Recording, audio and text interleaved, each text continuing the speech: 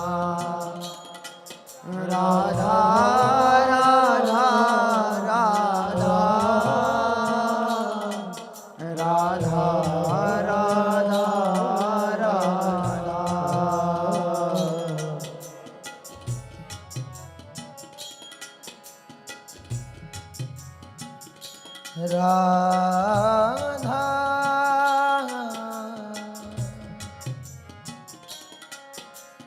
राधा राधा राधा राधा राधा राधा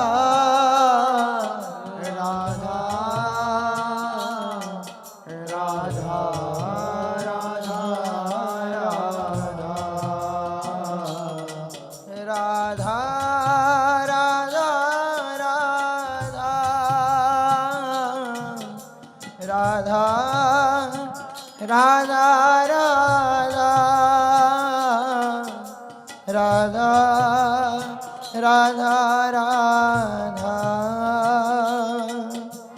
राधा राधा राधा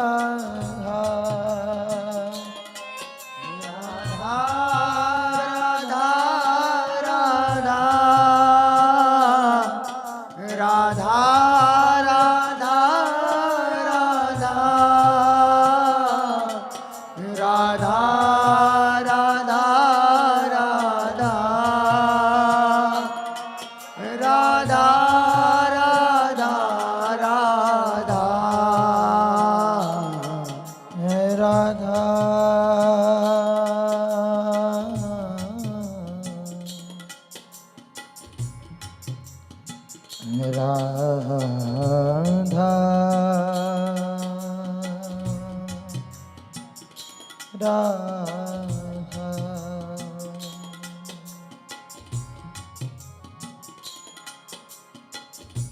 इतनो तो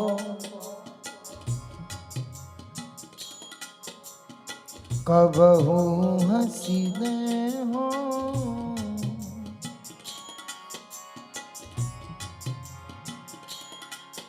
इतनो